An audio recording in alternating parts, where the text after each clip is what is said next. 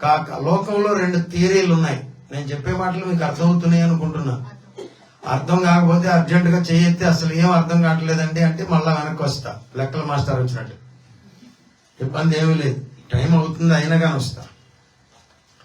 మన క్రియలను బట్టి కాక. లోకంలో థియరీ ఏంటంటే నలుగురు ముసలమ్మలకి ఏదన్నా చీరలు పెడితే అమాంతంగా పరలోకంలోకి వెళ్ళి గోరలా పడిపోదామని చూస్తున్నారు కొంతమంది.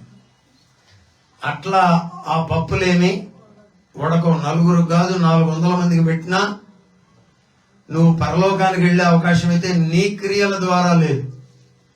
ఈ మానవుడు ఎన్ని మంచి పనులు చేసినా పరలోక రాజ్యానికి వాని క్రియలతో వెళ్ళలేడు. అందుకని మన క్రియలను బట్టి కాక అని ఒక మాటతో కొట్టేశాడు.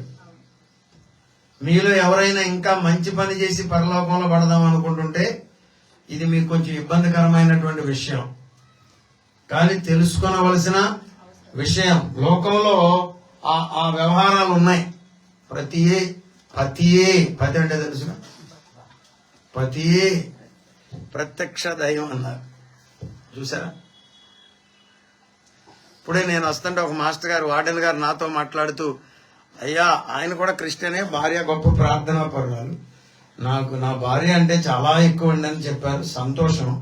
అందులో ఒక మాటను పొదిగాడు ఆయన, అందుకు చెప్తున్నాను తప్ప ఎవరిని ఇంకో రకంగా కాదు. సతియే సావిత్రి అన్నాడు.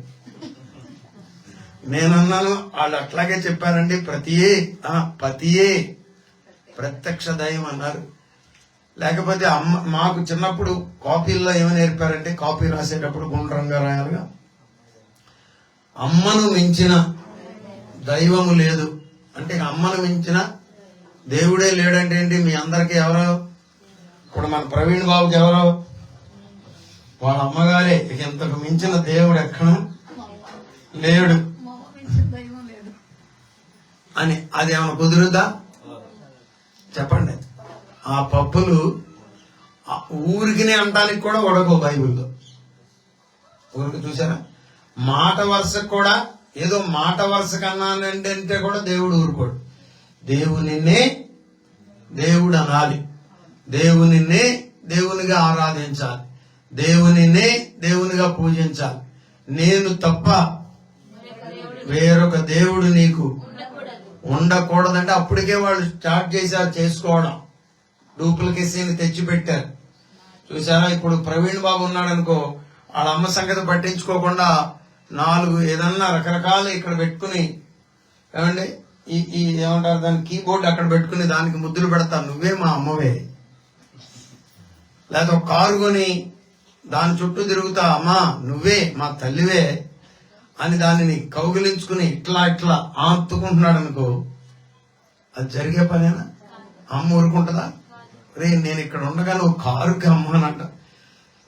కనబడిందల్లా అమ్మ కాదు, కనబడిన వాడల్లా దేవుడు కూడా కాదు. మన క్రియలను బట్టి కాక తన స్వకీయ సంకల్పమును బట్టి అనాది కాలముననే క్రీస్తు యేసును మన రక్షకుని ప్రత్యక్షత వలన, అనాది కాలముననే క్రీస్తు యేసు అనేటటువంటి మన రక్షకుని ప్రత్యక్షత అన్నాడు. ఎప్పుడు? యేసయ్య భూలోకానికి ఇప్పుడు వచ్చినా తరతరముల నుండి యేసయ్య ప్రత్యక్షత జరుగుతూనే ఉంది. మా తాత ఏమైపోయాడు, పరలోకంలో పడ్డాడు, నరకంలో పడ్డాడు, అప్పటికి పాస్టర్ గారు ఇంకా రాలేదు కదా, ఈ సువార్త ఇంకా రాలేదు కదా అని మీరు కంగారు పడక్కల్లా. దేవుడు వారికి కూడా దైవ ప్రత్యక్షతలు ఇచ్చాడట. మీలో ఇంతమంది ఇక్కడ ఉన్నారు, మీకు దేవునిలోకి రాకమునుపు కూడా కొంతమందికి దేవుని ప్రత్యక్షతలు తెలిసిన వాళ్ళు ఇక్కడ ఉంటారు. దేవుని స్వరము విన్నవాళ్ళు, దేవుడు మాట్లాడిన వాళ్ళు, దేవుడు కనబడిన వారు, దేవుడు దర్శనమిచ్చిన వారు. ఎప్పుడు? ప్రభువులోనికి రాక మునిపే, ఈ సువార్తను ఎరుగక మునిపే. దైవ ప్రత్యక్షత అనాది కాలము నుండి ఒక్కొక్కరికి కనబడుతూనే ఉంది. దేవునికి స్తోత్రం చెప్తారా? హల్లెలూయా.